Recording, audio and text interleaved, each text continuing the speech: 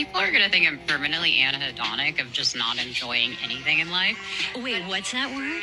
Anhedonic, meaning unable to enjoy things. Wow. And I really... Anhedonia. I've never heard this word. What it like?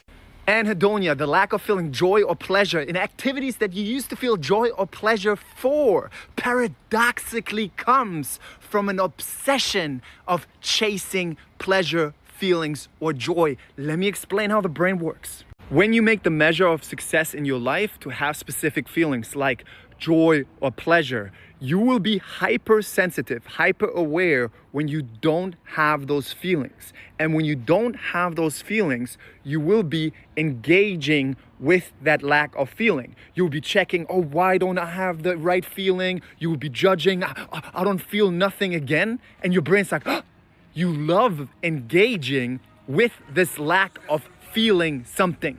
Let me give you more of this lack of feeling something, because the lack of feeling something is also a feeling that the brain can give you.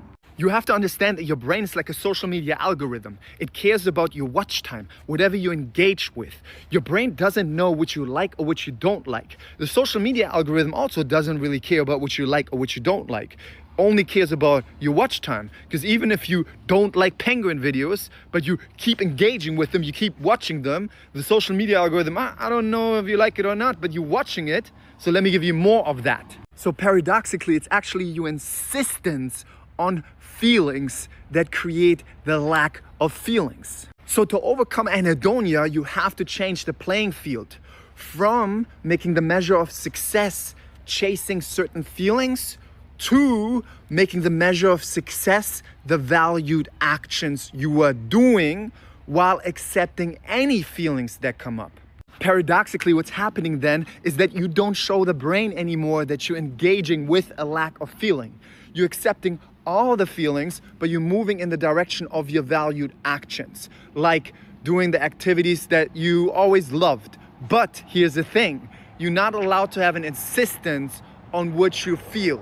Because also in the beginning, you will feel still the lack of feeling because you trained the algorithm, you kept engaging with it. And the algorithm, like the social media algorithm, has to run itself out first. It's like when you put firewood on a fire for such a long time, the fire gets bigger and bigger and bigger. Now, even if you don't put firewood on the fire anymore, the fire is still gonna burn for some time. Over time, you will feel joy again, but that can't be your measure of success. And you have to accept, you have to train this too. You have to accept sometimes when you go hiking or when you play music, you're gonna feel different emotions, but you don't wanna have an insistence on what you're feeling.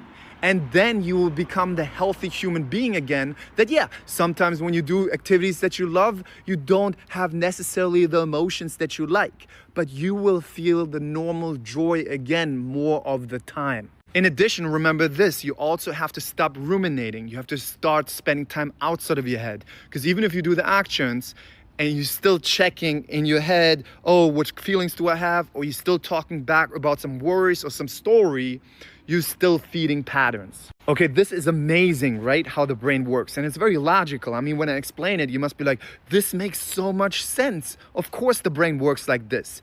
And this, I learned this. I learned this, and full credit from Mark Freeman. He recovered from OCD 12, 13 years ago, and he teaches his own way of acceptance and commitment therapy and other things. And he explained this to me. What I just taught you comes from him. And I looked over TikTok. No one actually gives the solution on anhedonia. And they also give, like, if they do, they give a lot of like nonsense how the brain doesn't work like that. So practice this. This is a moment-to-moment practice. You have to have a different relationship to your emotions, and you have to change the measure of success, which can be challenging because you always have the measure of success. Oh, I have to feel good, I have to feel good, or I'm not normal. That's the compulsion. You want to shift the measure of success to doing the valued actions. If you want to practically learn how to change your relationship to your emotions and switch the measure of success to the valued actions, I recommend 2 books.